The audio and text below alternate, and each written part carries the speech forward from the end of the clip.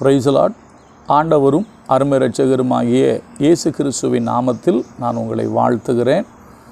ஆண்டவருடைய கிருபையினால் மறுபடியுமாக கர்த்தருடைய வார்த்தையின் மூலமாய் உங்களை சந்திப்பது மிகுந்த மகிழ்ச்சி. இன்று அதிகாலை கர்த்தருடைய சமூகத்தில் அமர்ந்து ஜெபித்து பரிசுத்த வேதாகமத்தை வாசித்து தேவனுடைய முகத்தை நோக்கி பார்த்த பொழுது கர்த்தர் எனக்கு கற்றுக் கொடுத்த ஒரு காரியத்தை நான் உங்களோடு பகிர்ந்து கொள்ள விரும்புகிறேன். அது என்ன அப்படின்னா, ஆண்டவர் சில இடங்களுக்கு நம்மை போ அப்படின்னு சொல்கிறார்.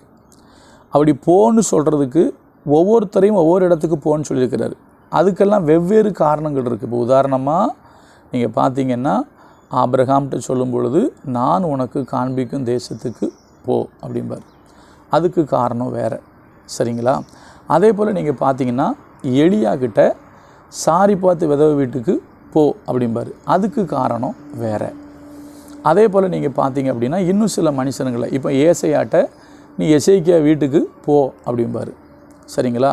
அப்போஸ்தலனாகிய பவுல்கிட்ட சொல்லுவார், நான் உன்னை தூர தேசத்துக்கு ஒன்று அனுப்புகிறேன், நான் அனுப்புகிற இடத்துக்கு நீ போ அப்படிம்பார்.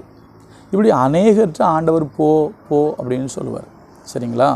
அவர் போ அப்படின்னு சொன்னதுக்கு வேறு காரணம் உண்டு. ஆனால் நம்ம பார்க்க போகிற ஒரு 3 காரியத்தில் இந்த இடத்துக்கு நீ போ அப்படின்னு சொல்கிறது எதுக்குன்னா, நாம் கற்றுக்கொள்வதற்காக, நாம் சில காரியங்களை கற்றுக்கொள்வதற்காக நம்மை கர்த்தர் சில இடத்துக்கு போ அப்படின்னு சொல்கிறாரு. நீங்கள் ஸ்கூலில் பார்த்தீங்கன்னா, எஜுகேஷனில் என்ன பண்ணுவாங்கன்னா, சில இடங்களுக்கு கூட்டிகிட்டு போவாங்க. கூட்டிகிட்டு போய் என்ன பண்ணுவாங்கன்னா, அங்கே இருக்கிற சில விஷயம், அதாவது அவங்க படிப்பு சம்பந்தமான சில விஷயங்களை அவர்கள் கற்றுக்கொள்வதற்காக சில இடங்களுக்கு அவங்கள அழைச்சிட்டு போவாங்க. கல்வி சுற்றுலா, சரிங்களா? சில இடங்களுக்கு கூட்டிகிட்டு போவாங்க. இப்போ உதாரணமாக சொல்கிறேன், ஊட்டியில் ஒரு டீ ஃபேக்ட்ரி இருக்குது. ஒருவேளை டீ தூள் எப்படி தயாரிக்கப்படுகிறது அப்படின்னு அவன் கற்றுக்கொள்ளணும், தெரிஞ்சுக்கிடணும் அப்படின்னா அவன் எங்கே போனோன்னா அந்த இடத்துக்கு போகணும்.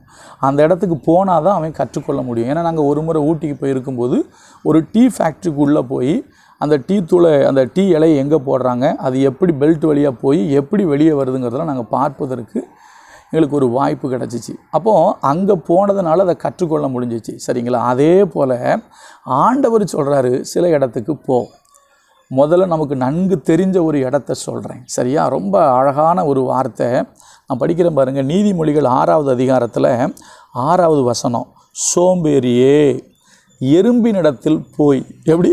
சோம்பேறியே எறும்பினிடத்தில் போய் அதன் வழிகளை பார்த்து ஞானத்தை கற்றுக்கொள். எங்கே போ? எறும்புக்கிட்ட போ. நான் முதல்ல சொன்னேன் பார்த்தீங்களா, நம்மளை ஆண்டவர் இங்கே நம்ம பார்க்க போகிற 3 காரியமும் போ அப்படின்னு சொல்கிறது கற்றுக்கொள்கிறதுக்காக போ. அப்போ இங்கே போட்டிருக்கு, சோம்பேறியே எறும்புக்கிட்ட போய் கற்றுக்க. எறும்புக்கிட்ட போ அப்படிங்கிறாரு. ஏன் அப்படின்னா, அதற்கு சொல்லிக் கொடுக்கறதுக்கு யாருமே இல்லை. தலைவனும் கிடையாது, பிரபுவும் கிடையாது, அதிகாரியும் கிடையாது. இன்றைக்கி பாருங்கள், ஒரு அரசாங்க வேலை செஞ்சால் அவங்களுக்கு மேலே ஒரு அதிகாரி இருப்பார். அதிகாரி சொல்கிறத அரசாங்க வேலையாளும் கேட்கவும் மாட்டாங்க. அப்படின்னு சில பேர் இருக்காங்க. நல்லவங்களும் இருக்காங்க, கெட்டவங்களும் இருக்காங்க. அதே போல் ஒரு கம்பெனியில் வேலை செஞ்சால் சூப்பர்வைசர்னு ஒருத்தர் இருப்பார், சரிங்களா? அவங்கள இப்போ அதே போல் கொத்தனார் வேலை செஞ்சால் மேஸ்திரின்னு ஒருத்தர் இருப்பார். அதுக்கு மேலே இன்ஜினியர்னு ஒருத்தர் இருப்பார். அப்போ இவங்களாம் சொன்னால் தான் சில ஆள் வேலை செய்யும், சொல்லட்டுனா ஒன்றுமே செய்யாது. ஏன் அதை விட கொடுமை என்ன தெரியுமா? பிள்ளைகளை நீங்கள் எடுத்துட்டிங்கன்னா அவனுக்கு காலையில் எந்திக்கிறதுக்கு சொல்லணும், முதல்ல சொல்லிக் கொடுக்கணும். பல்லு விளக்குன்னு சொன்னால் தான் பல்லே விளக்குவான், சரியா? சில பிள்ளைகள் இருக்காங்க, பொம்பளை பிள்ளைகள்லாம் கொஞ்சம் சொல்கிறத கேளுங்க. அம்மா சொன்னால் தான் வீட்டை பெருக்கணும், அம்மா சொன்னால் தான் பாத்திரத்தை விளக்கணும், சொன்னால் தான் செய்யணும். ஐயா, சொன்னால் தான் செய்யணும்னு இல்லைங்க. அதனால தான் அவர் சொல்கிறாரு, அதுக்கு சொல்கிறதுக்கு யாருமே இல்லையா, நீ எறும்புக்கிட்ட போய் பாரு, சொல்கிறதுக்கு யாருமே இல்லை. யாருமே இல்லாத போதும் அது தன்னுடைய வேலையை சரியாய் செய்கிறது. என்ன பண்ணுது? கோடை காலத்தில் என்ன பண்ணுது? அது போட்டிருக்கு, கோடை காலத்தில் தனக்கு ஆகாரத்தை சம்பாதித்து அறுப்பு காலத்தில் தனக்கு தானியத்தை என்ன பண்ணும்? சேர்த்து வைக்கும். அதுக்கு தெரியும், மழை பெய்யும் போது உட்காந்து பேசாமல் சாப்பிடணும் அப்படிங்கிறதுக்காக அது கோடை காலத்தில் சேமித்து வைக்குதான். இது யார் அதுக்கு சொல்லி கொடுத்தா? இல்லை பக்கத்தில் வந்து யாராவது நோண்டிக்கிட்டே இருக்காங்களா? எந்திரி அதை செய், இதை செய் அப்படின்னு சொல்லிக்கிட்டு இருக்காங்களா? இல்லை. அப்படி சொல்லாமல் இருக்கும்போதே தானாக செய்து. அதனால தான் ஆண்டவர் சொல்கிறாரு, எப்பா நீ முதல்ல யார்கிட்ட போ? எறும்புக்கிட்ட போய் பாரு, பார்த்து அதன் வழிகளை பார்த்து நீ ஞானத்தை கற்றுக்கொள் அப்படின்னு சொல்கிறார். இப்போ மறுபடியும் சொல்கிறேன், நம்ம போக வேண்டிய இடம், முதலாவது இடம் எறும்புக்கிட்ட போய் பாருங்கள், ஞானத்தை கற்றுக்கொள்ளுங்க. உங்களை விட அறிவிலும் அளவிலும் உருவத்தில் ரொம்ப ரொம்ப சின்னதுன்னா எங்கேயாவது எறும்பு கிடச்சா தூக்கிடுவேன், ஒரு எறும்பையும் காணுங்க, தூக்கினா கடிச்சுப்பிடும், தூக்கி உங்கள்கிட்ட காமிப்பேன். சொத்தோடு இருக்கிற எறும்பு கூட யாரும் சொல்லாமல் தான் வேலையை செய்யுதுங்க. ஆனால் நீங்களும் நானும் இவ்வளோ பெரிய மனுஷனாக இருக்கிறோம், எவ்வளோ படிப்புலாம் படிச்சிருக்கிறோம், எவ்வளோ படிச்சிருக்கிறோம், யோசிச்சு பாருங்கள். ஆனால் மண்டையில் என்னெல்லாம் மூளை இல்லை, சொன்னதை செய்ய மாட்டேங்கும், சொல்கிறத செய்கிறதுக்கு நமக்கு மனசு வரல. ஆண்டவரும் வேதனையோடு சொல்கிறாரு. ஒரு இடத்துல சொல்கிறார், எப்போ மாடு தனி எஜமான் யாருன்னு தெரியும், கழுதைக்கு கூட தன்னுடைய முன்னனை தெரியும், ஆனால் என் ஜனங்களுக்கு தெரிய மாட்டேங்க அப்படிங்கிறார்.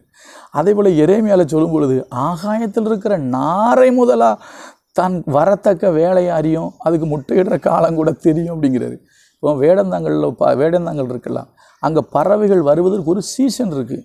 அப்போ அந்த சீசனில் அங்கே இருக்கிற யாரோ ஒருத்தர் வெளிநாட்டிலேருந்து ஒரு பறவை, எப்பா இந்த காலம் ஆயிடுச்சு நீங்களும் அங்கே போங்க அப்படின்னு சொல்கிறாங்களா?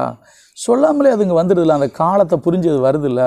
ஏன் நம்மளால் புரிஞ்சு ஒரு வேலையை செய்ய முடியல? நம்ம குடும்பத்துக்காக, ஆண்டவருக்காக நம்ம செய்கிற வேலையில் ஏன் நாம செய்ய முடியலை? அதனால தான் சொல்கிறார், போய் எறும்பை பாரு, சோம்பேறியே எறும்பை பார்த்து ஞானத்தை கற்றுக்கொள். அதுக்கு யாரும் சொல்லாமலேயே அது தன்னுடைய வேலையை சரியாக செய்து, யாரும் சொல்லாமலே உங்கள் வேலையை நீங்கள் சரியாக செய்யணும். நாளைக்கு கர்த்தர் இன்னும் எங்கே போக சொன்னார் கற்றுக்கொள்வதற்காக என்பதை பார்ப்போம். யோசிங்க. கர்த்தர் நல்லவர். God bless you.